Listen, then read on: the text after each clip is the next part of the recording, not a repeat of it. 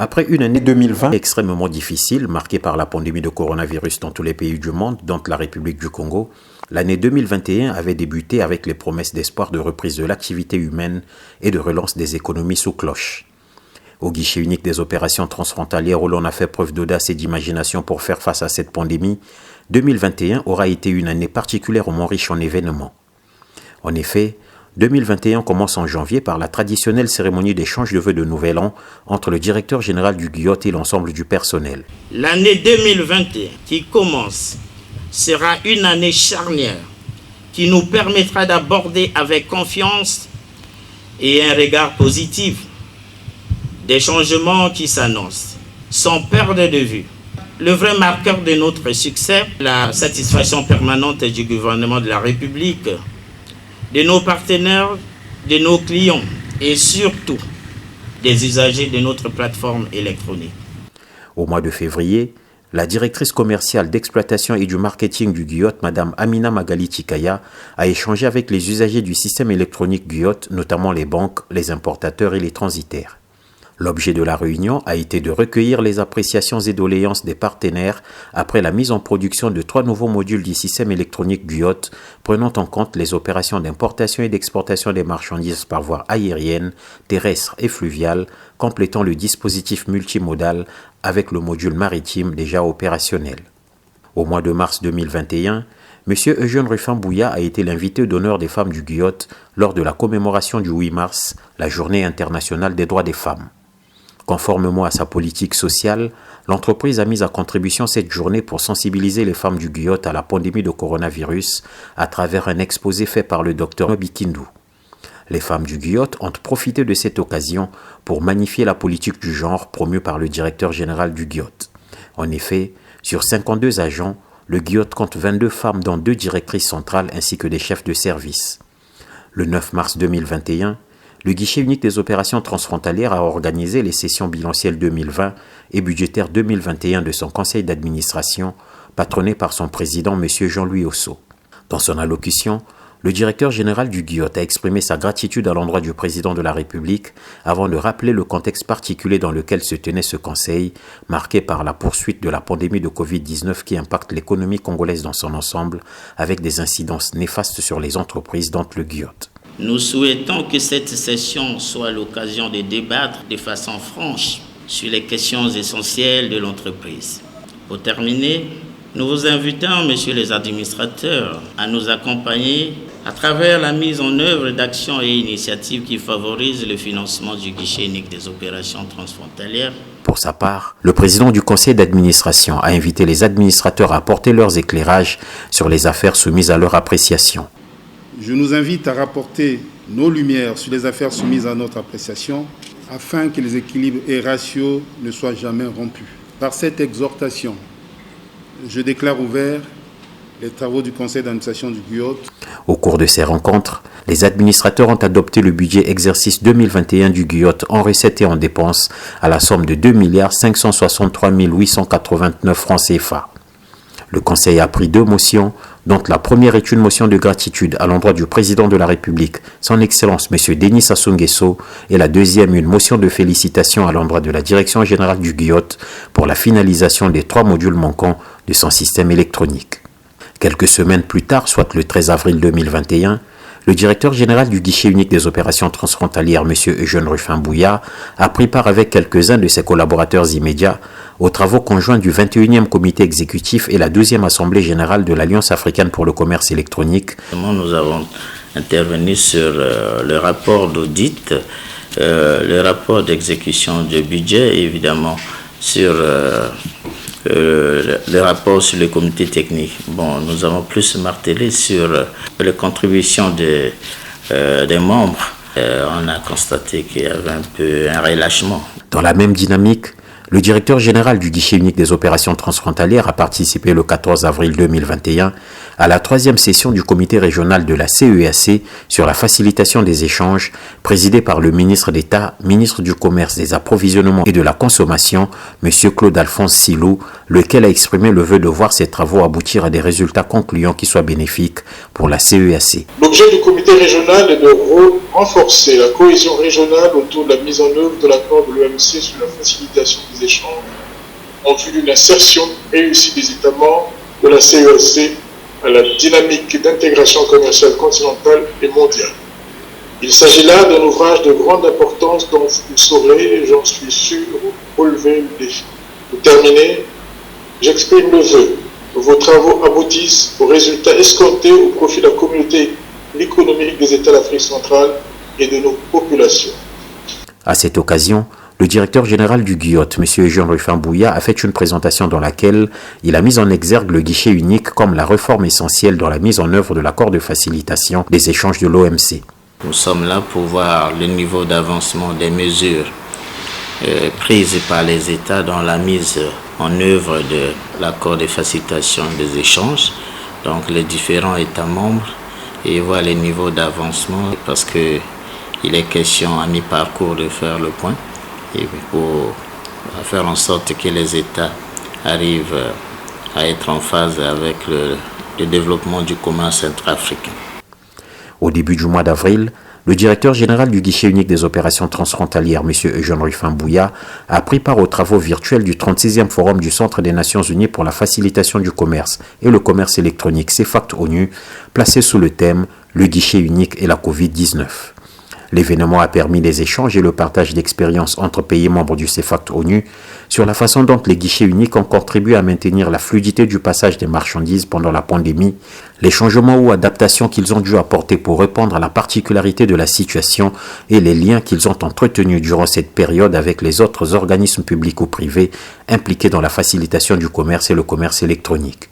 C'est un événement annuel de l'UNCFA qui permet aux experts de cette institution de se retrouver et de réfléchir sur les recommandations, les normes, ainsi que les standards dans le cadre de la facilitation du commerce et le commerce électronique. Le forum a aussi débattu sur les problématiques ayant trait aux normes du commerce électronique pour les portails d'information commerciale, ainsi que pour le suivi et la traçabilité de la chaîne d'approvisionnement, les certificats électroniques et les interfaces de programmation d'applications API, pour ne citer que cela.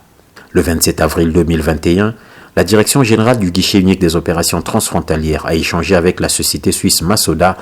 En effet, dans la perspective de sa montée en puissance, le guichet unique des opérations transfrontalières adopte une nouvelle approche de management, de gouvernance et de commercialisation de ses produits et services, notamment les certifications ISO 9001 sur le management de la qualité des organisations, ISO 14001 sur le système de management environnemental et ISO 27000 sur le système de management de la sécurité de l'information. L'objectif ici est de favoriser la pérennité et le développement de l'entreprise, ainsi que la satisfaction perpétuelle des partenaires, usagers et clients.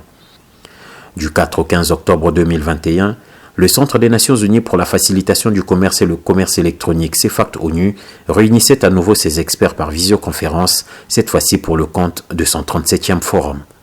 Le GUIOT a été représenté par son directeur général, M. Eugène Rufin-Bouya, lequel a joint à lui plusieurs autres cadres de l'entreprise, notamment la directrice en charge des questions commerciales, le directeur des systèmes d'information, ainsi que le conseiller juridique et à l'économie numérique. Les experts de plusieurs pays du monde ont débattu sur les problématiques de la facilitation du commerce international, notamment l'élaboration de nouvelles recommandations et normes visant l'optimisation de l'échange d'informations et des données entre les différents acteurs impliqués par les procédures dématérialisées du commerce international. Ils ont également réfléchi sur les solutions technologiques innovantes à implémenter dans la facilitation du commerce, à l'instar de l'intelligence artificielle. L'ordre du jour a porté essentiellement sur les problématiques telles que la méthodologie d'évaluation du guichet unique, l'engagement du secteur privé dans les organismes nationaux de facilitation des échanges, le suivi et la traçabilité intégrée et multimodaux, l'utilisation bien sûr de l'intelligence artificielle dans la facilitation du commerce, le modèle de données de référence pour la gestion transfrontalière et bien sûr sans oublier les finances pour la facilitation des échanges. Juste après la réunion virtuelle du 37e forum du CEFACT-ONU, le directeur général du guichet unique des opérations transfrontalières et toute son équipe recevaient le ministre des Transports, de l'Aviation civile et de la Marine marchande, M. Jean-Marc Tister-Tchikaya, dans le cadre de la série des rencontres qu'il avait initiées dans les structures sous tutelle depuis sa prise de fonction à la tête de ce ministère. S'exprimant, le ministre Jean-Marc Tister-Tchikaya instruit le directeur général du GIOT à travailler à la digitalisation de toute la chaîne des transports. Je vous invite à continuer à travailler avec ardeur à l'atteinte des objectifs que nous avons en partage, notamment la digitalisation de toute la chaîne de transport en vue de contribuer à la mise en œuvre effective de la zone de libre-échange continentale africaine. Nous serons présents pour vous accompagner à chaque étape de la mise en œuvre de ces objectifs. Cette visite lui a permis de s'imprégner des réalités de fonctionnement du GIOT, de connaître ses missions et prérogatives, ainsi que l'ensemble des problèmes qui minent son fonctionnement. Il était important pour nous de regarder la vocation même de ce guichet unique et bien entendu l'adéquation entre ce qui se fait aujourd'hui et puis les objectifs de cette structure. Nous avons donc eu le bonheur d'avoir donc des présentations sur la structure même, son organisation, son fonctionnement, mais aussi sur les perspectives, les projets à venir, particulièrement en termes de digitalisation, en termes de facilitation et de sécurisation, de sûreté donc des informations et de l'ensemble de la chaîne, de validation de ces informations. Et donc c'est un engagement que nous avons pris vis-à-vis de la direction générale pour les accompagner, les soutenir dans le cadre de la mise en œuvre de ces textes d'application qui doivent permettre aussi d'obtenir tant soit peu, en lien avec le ministère en charge des Finances, par exemple, c'est juste un exemple, sur la redevance informatique, un pourcentage qui doit permettre le fonctionnement donc, du guichet unique. Ce que j'ai pu regarder permet de montrer qu'ils sont très très actifs, qu'ils font effectivement leur travail de façon très professionnelle et là, ils ont toutes mes félicitations et mes encouragements. Donc je pars d'ici avec de façon globale une satisfaction très prononcée et je saisis l'opportunité de votre micro pour encore une fois féliciter l'ensemble des cadres dirigeants de cette structure et tout particulièrement monsieur le directeur général que l'on ne présente plus. Dans le cadre de la promotion des différentes réformes mises en œuvre par l'État depuis quelques années déjà, le directeur général du GIOT a participé à 2 émissions télévisées au cours desquelles il a évoqué les missions et prérogatives dévolues au GIOT dans le cadre de la facilitation du commerce extérieur congolais. Il s'agit de l'émission Mediacom plus Eco.com, une production du service économique de Télécongo présentée par Ben Opena. La première émission a porté sur le thème de la transformation digitale et la seconde sur la dématérialisation des procédures et documents en République du Congo. Au cours de la première émission, le directeur général du GIOT a développé l'importance que revêt la transformation numérique tant pour les administrations que pour les entreprises. La transformation digitale n'est rien d'autre que le processus qui consiste pour une organisation à intégrer le numérique des transformations dans ses activités. Aujourd'hui, le numérique, comme je le disais tout à l'heure, était porteur du progrès.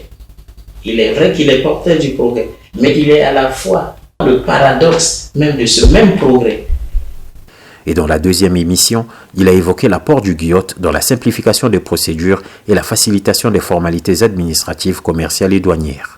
Pour les communs des mortels, la dématérialisation n'est rien d'autre que le remplacement du support physique par le support numérique.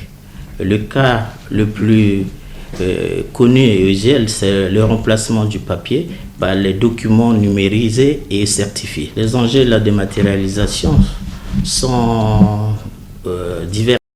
On a des enjeux juridiques, économiques, technologiques et politiques. Le jeudi 22 octobre 2021, le directeur général du guichet unique des opérations transfrontalières a eu une séance de travail avec Mme Jacqueline Lydia Mikolo, ministre des Petites et Moyennes Entreprises, de l'Artisanat et du secteur informel, en séjour de travail dans la capitale économique. La ministre en charge des PME était venue s'enquérir de l'expérience du GIOT dans le management d'un guichet unique électronique, dans la perspective de l'opérationnalisation du guichet unique électronique de création d'entreprises. Nous avons en notre sein l'ACPCE, l'Agence congolaise pour la création d'entreprises, qui est en son sein le guichet unique de création d'entreprise.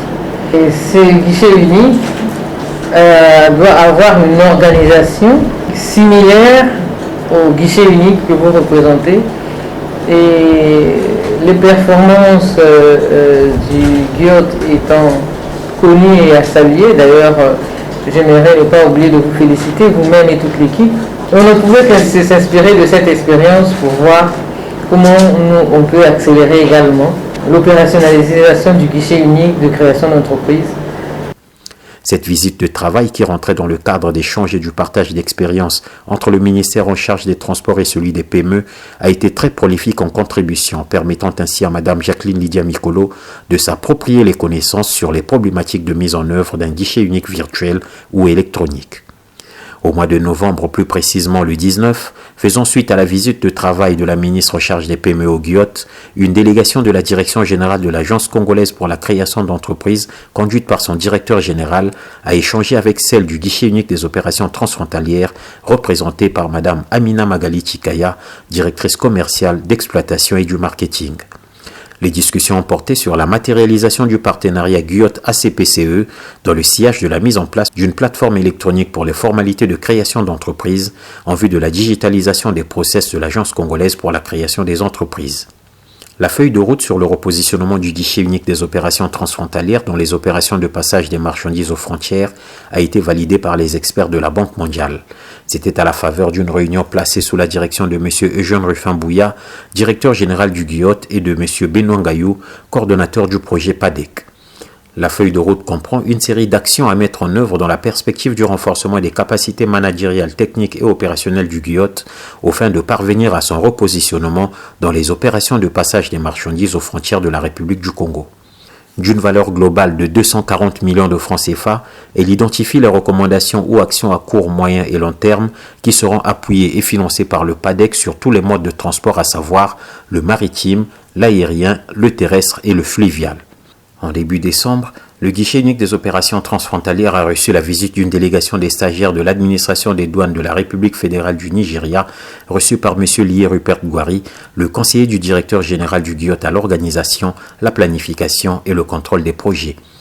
Les stagiaires nigérians de niveau 5, catégorie senior, se devaient d'étudier et d'analyser les techniques de management et de gestion qu'emploie le GIOT pour répondre aux exigences liées aux opérations dématérialisées du commerce extérieur, pour mieux appréhender son rôle dans la facilitation des opérations du commerce international aux frontières du Congo.